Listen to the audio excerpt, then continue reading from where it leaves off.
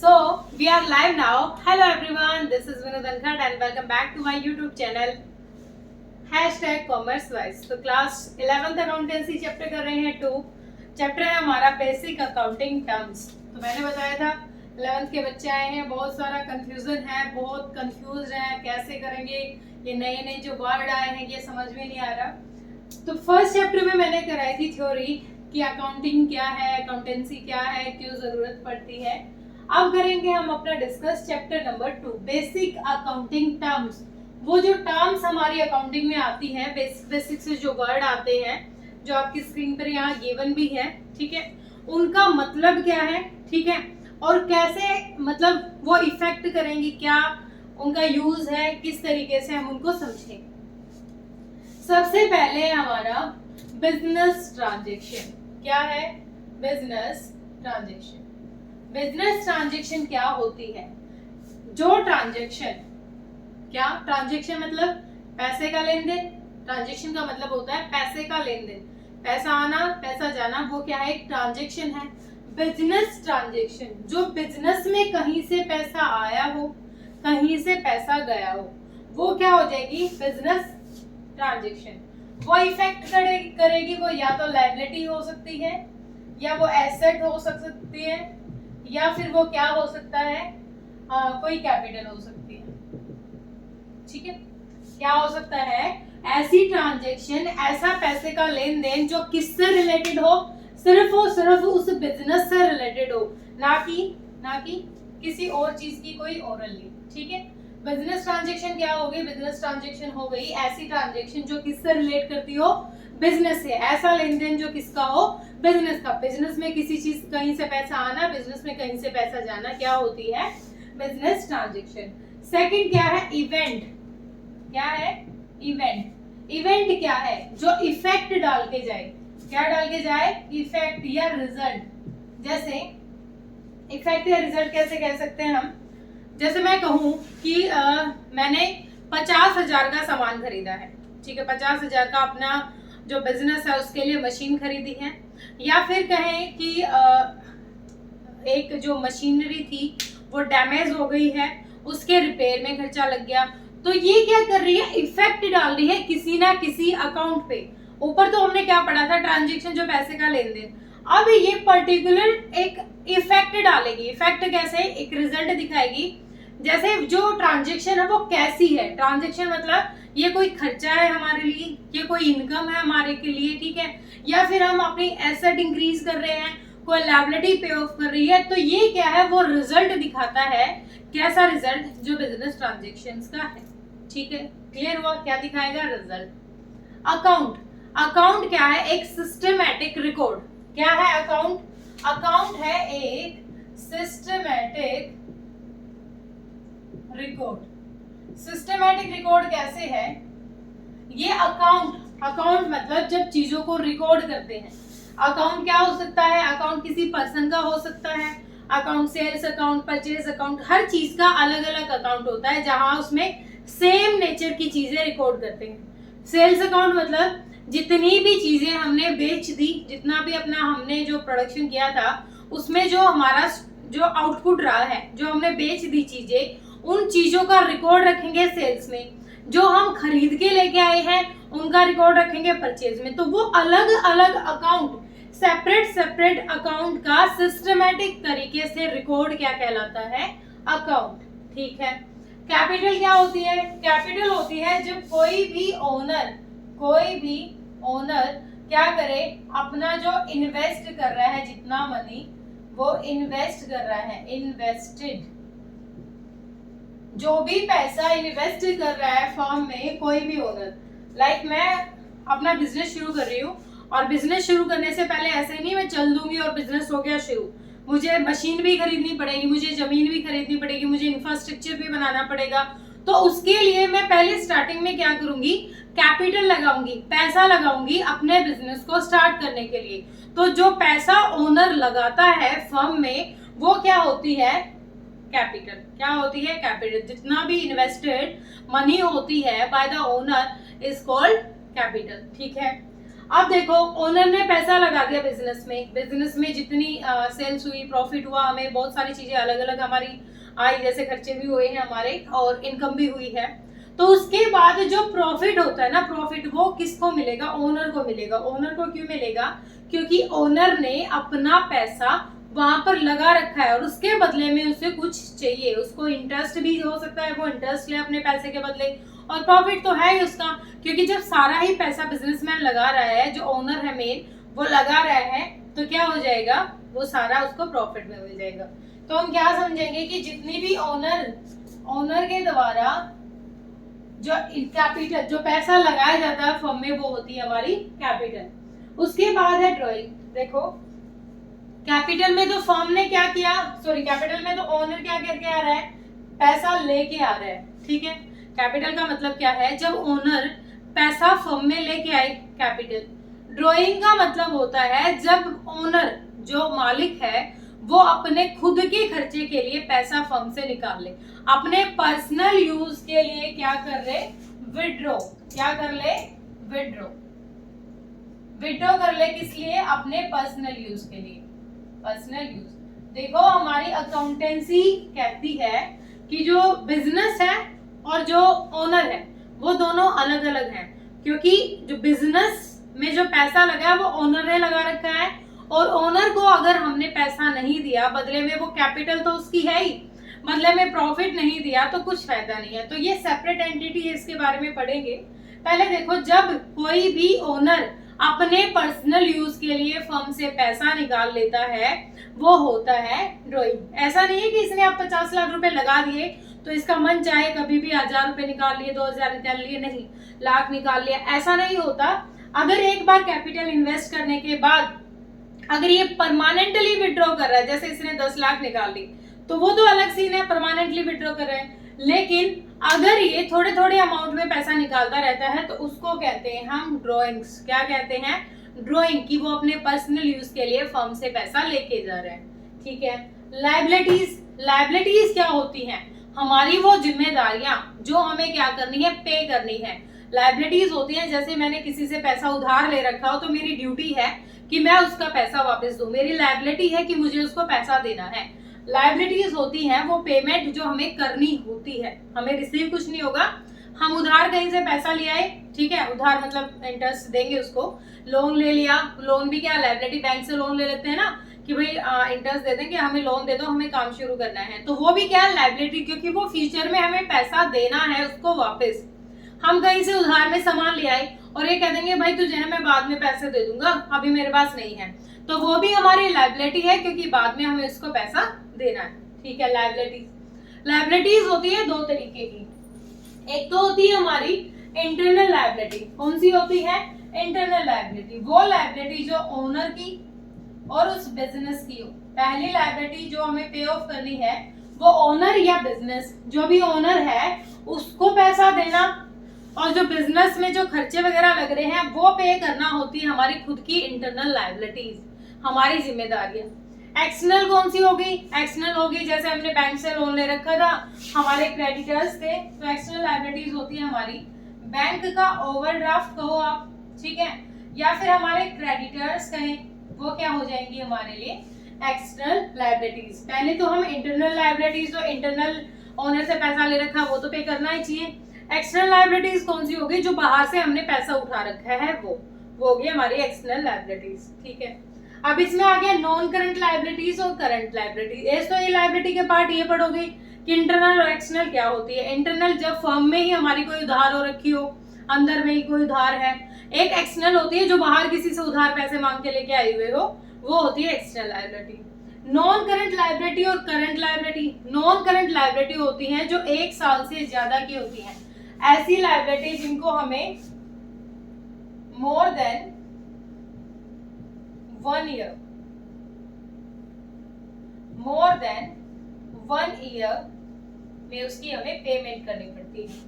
1 साल से ज्यादा की लाइबिलिटी, ऐसी लाइबिलिटी जिनको हमें 1 साल के अंदर पे नहीं करना, उसके लिए हमें टाइम पीरियड ऐसे फिक्स नहीं कि आपको 4 महीने में पैसा देना है, 5 महीने में।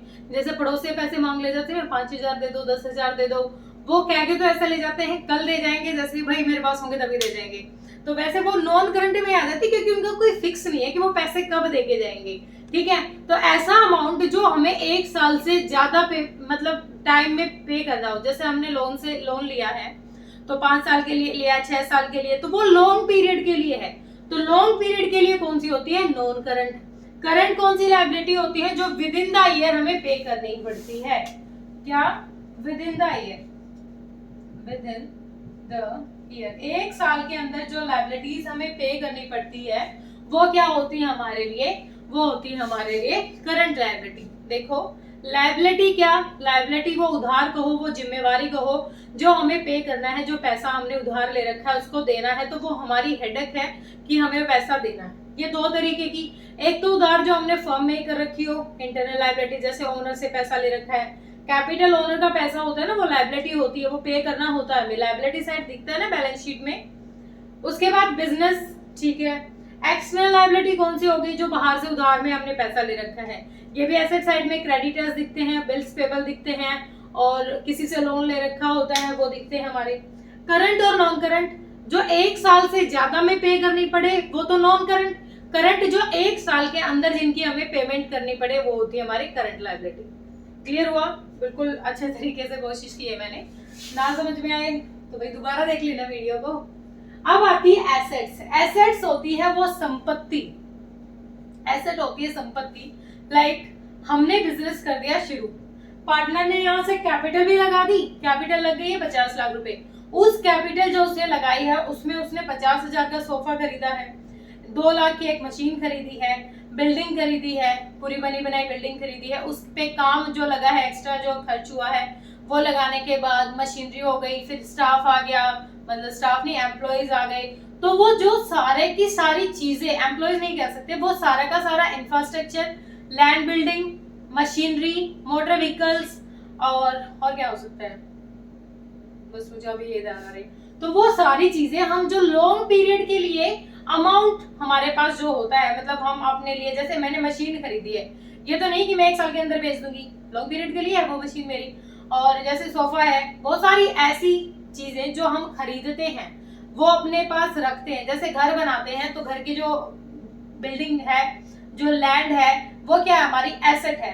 घर के अंदर जो फर्नीचर है वो क्या है? एसेट है। जैसे मेरे लिए एसेट क्या है? मेरा बोर्ड मेरे लिए एसेट है, मेरा कैमरा स्टैंड, मेरा फोन, मेरा मार्कर, ये मेरी एसेट है, क्योंकि ये मैं इनको क्या कर रही हूँ? यूज कर रही हूँ अपने बिजनेस को ग्रो करने के लिए, अपने यूट्यूब चैनल को ग्रो करने के लिए, ठीक है। एसेट्स, अब एसेट्स होती है 3 टाइप की, non current assets, current assets, fictitious assets. तो यहाँ तो देखो नॉन करंट और करंट तो यहीं से क्लियर हो गया था, जो 1 साल से ज्यादा और 1 साल से कम, ऐसी एसेट्स जो लॉन्ग पीरियड के लिए खरीदी जाती हो। लॉन्ग पीरियड के लिए मतलब सोफा खरीद लिया, ये नहीं है कि 1 साल के अंदर ही उसको बेचना, नहीं, वो मुझे लॉन्ग पीरियड उसका यूज करना है। करंट एसेट जिनको मैं कभी भी कैश में कन्वर्ट कर सकती हूँ, लाइक मेरे डेटर्स। डेटर्स कौन होते हैं? जो हमसे पैसा उधार लेके गए हैं, और क्रेडिटर होते हैं जिनसे हमने उधार ले रखा हो, ठीक है। तो डेटर्स कौन से हो गए? जो हमसे उधार लेके गए हैं, तो ये तो 1 साल के अंदर तो हमें पेमेंट करेंगे ना। तो जो लॉन्ग पीरियड के लिए जो चलने वाली, जिनको हम यूटिलाइज करेंगे, वो होती है हमारी non current assets. Current assets होते हैं जिनको हमें 1 साल के अंदर वो हम कभी भी उसको पैसे में कन्वर्ट कर सकते हैं, उसको कैश में कन्वर्ट कर सकते हैं, ठीक है। फिक्टिशियस और नॉमिनल एसेट्स, ये किसी काम की नहीं होती, ये बस बैलेंस शीट में हमें पड़े दिखेंगी, ये किसी काम की नहीं होती। जैसे ना तो इनसे हमें कुछ मिलेगा ना कुछ जाएगा। जैसे पीएनएल का डेबिट अमाउंट, पीएनएल का डेबिट अमाउंट, एडवर्टाइजमेंट एक्सपेंस, ठीक है। ये क्या है? पीएनएल का डेबिट अमाउंट बताओ। पीएनएल का डेबिट अमाउंट का मतलब है ये प्रॉफिट एंड लॉस से लॉस आया है, लॉस को क्या करेंगे? कैपिटल अकाउंट में पार्टनर्स को दे देंगे। हमारा क्या सीन है? हमारा तो वहां पर कोई सीन नहीं है ना, तो ये बस बैलेंस शीट में दिखती है, किसी काम की नहीं होती। तो फिक्टिशियस और नॉमिनल एसेट्स कौन सी होती है? जो बस बैलेंस शीट में पड़ी रहती है, ना तो वो कुछ हमें देके जाती है ना कुछ हमसे लेती है, ठीक है। क्लियर हुआ? उसके बाद चलो एसेट्स हो गया ना क्लियर, ठीक है। Capital receipts, capital receipts, revenue receipt. Capital receipt क्या होती है? ऐसा अमाउंट जो मतलब बड़े अमाउंट में आए। रिसिप्ट मतलब रिसीव होना, ठीक है। क्या रिसीव होगा? मनी रिसीव होगी। जब बिग अमाउंट में पैसा हमारे पास आए, कैसे आएगा बिग अमाउंट में? मैंने कोई अपनी मशीनरी बेच दी है, 5 लाख की मशीनरी थी, बिक गई, भी बड़ी मशीन थी, 5 लाख की बिक गई, तो वो मेरे पास बड़े अमाउंट में पैसा आ गया। जब बड़े अमाउंट में मेरे पास पैसा आएगा, वो किसी भी रीजन से हो सकता है, मैंने लैंड बिल्डिंग बेच दी हो, कोई एसेट बेच दी हो, तो वो क्या होती है हमारे लिए? Capital receipt. कैपिटल का मतलब ये होता है बड़े अमाउंट में जब पैसा हमारे पास आए, ठीक है। रेवेन्यू रिसिप्ट क्या होती है? जो छोटे छोटे खर्चे, जो हमारा पैसा आए छोटे छोटे खर्चों से, छोटे छोटे खर्चों से जैसे कैसे? सेल ऑन गुड्स, गुड्स बिका, सेल की गुड्स की, और उससे जो पैसा आ गया है, सैलरी मिल गई हो, कमीशन, सॉरी सैलरी ये तो फर्म के पॉइंट ऑफ व्यू से नहीं कह सकते, मतलब ये कहो जो टुकड़ों में पैसा आता है ना हमारे पास, छोटे छोटे अमाउंट में पैसा आता है, वो होता है रेवेन्यू। और जो एक बड़े अमाउंट में पैसा आता है वो होता है कैपिटल रिसिप्ट। क्लियर है? एक्सपेंडिचर, एक्सपेंडिचर होता है खर्च, खर्च, और एक्सपेंस भी क्या होता है? खर्च। दोनों का मतलब खर्च ही होता है, लेकिन एक्सपेंडिचर को देखो क्या होता है, कैसा खर्च होता है?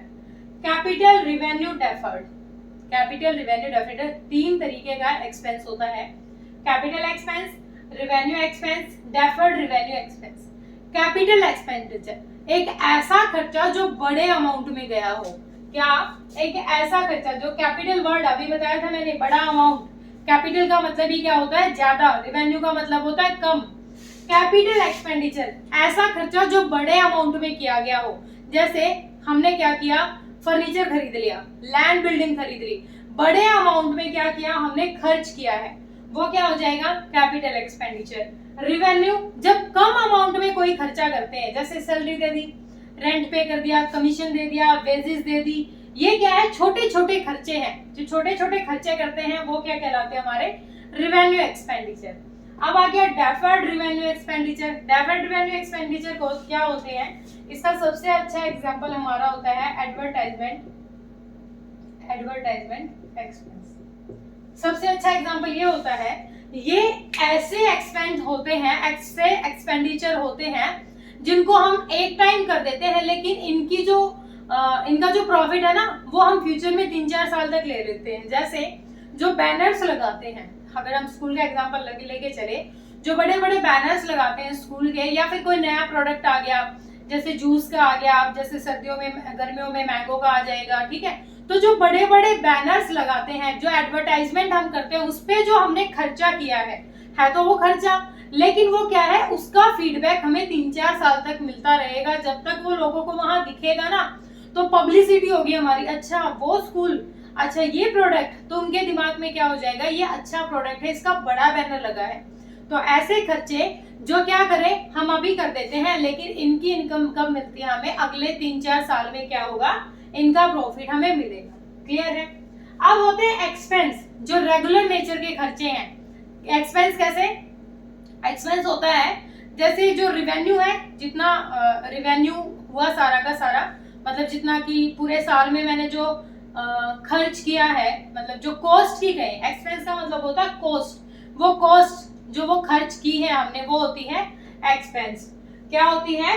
एक्सपेंस। एक्सपेंस क्या हो गए? वो कॉस्ट। एक्सपेंस क्या हो गया? वो कॉस्ट, ठीक है, वो कॉस्ट, वो एक्सपेंस, मतलब ये रिवेन्यू, एक्सपेंस, इनकम को समझाऊंगी एक ही एग्जांपल, चलो यही ले लेते हैं, इनकम भी नीचे ही है। इनकम क्या होती है हमारी? कमाई क्या होती है? इनकम होती है जब रिवेन्यू में से क्या घटा दें हम? रिवेन्यू में से एक्सपेंस घटा दें। क्या घटा दें? रिवेन्यू में से एक्सपेंस घटा दें, तो क्या बन जाती है? इनकम।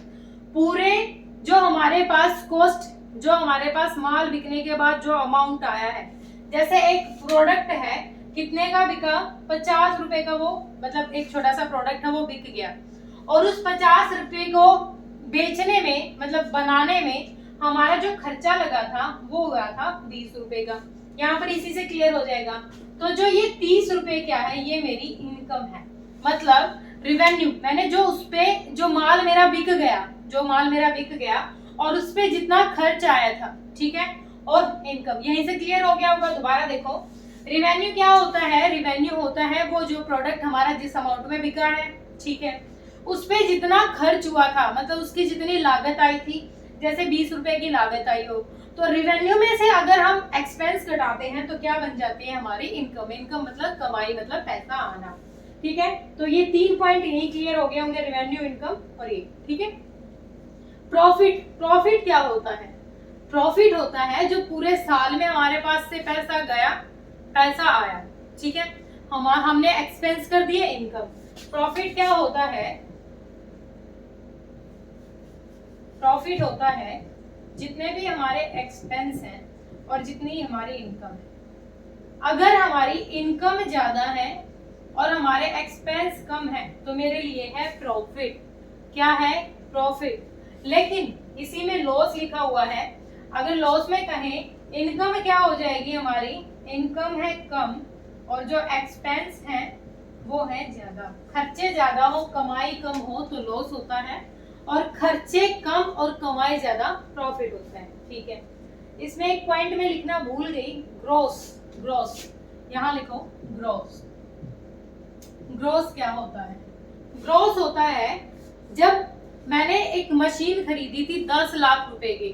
ठीक है, ये तो प्रॉफिट है। वो ग्रॉस क्या होता है? ठीक है, ग्रॉस नहीं, सॉरी, ग्रॉस प्रॉफिट, ग्रॉस नहीं, गेन, सॉरी, गेन। क्या होता है? गेन।